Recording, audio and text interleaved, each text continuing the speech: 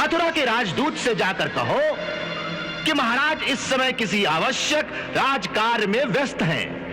वे अतिथि गृह में जाकर विश्राम करें। महाराज को जैसे अवकाश होगा उन्हें बुला लिया जाएगा।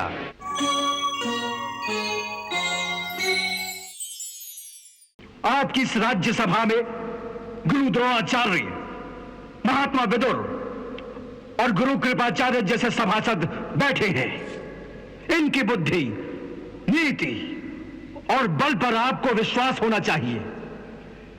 यह आपको हर परिस्थिति में उचित परामर्श देंगे और आपको धर्म का मार्ग बताएंगे। ऐसी स्थिति में आपको किसी भी राजदूत से इस प्रकार डरने की आवश्यकता नहीं।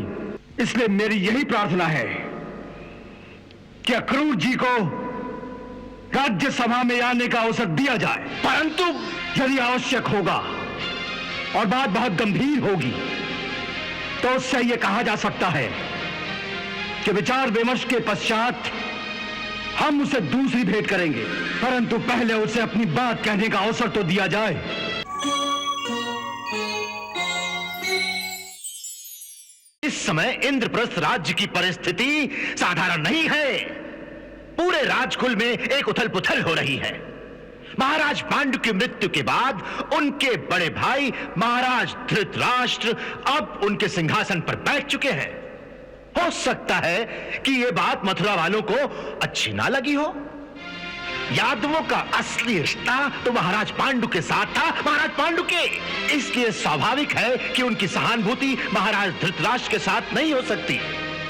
शायद इसीलिए उन्होंने ये मांग की हो कि पांडु के ज्येष्ठ पुत्र को ही उनके सिंहासन पर बैठाया जाए। इसलिए महाराज मैं कहता हूं कि इन सारी बातों पर विचार करके हमें यह निर्णय करना चाहिए कि यदि कोई उनकी ऐसी मांग हो तो उस मांग का हमें क्या और कैसे उत्तर देना है।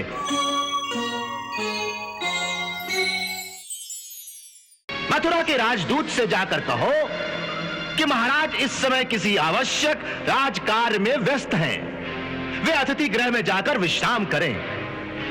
महाराज को जैसे अवकाश होगा उन्हें बुला लिया जाएगा। क्षमा करें महाराज, इस प्रकार हर बात में कुमार शकुनी की हां में हां मिलाकर आप बहुत ही अनुचित कर रहे हैं। राज्य सभाओं की अपनी एक मर्यादा होती है।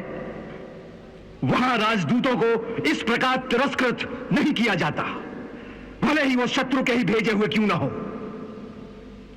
आपकी इस राज्यसभा में गुरु द्रोणाचार्य, महात्मा विदुर और गुरु कृपाचार्य जैसे सभासद बैठे हैं।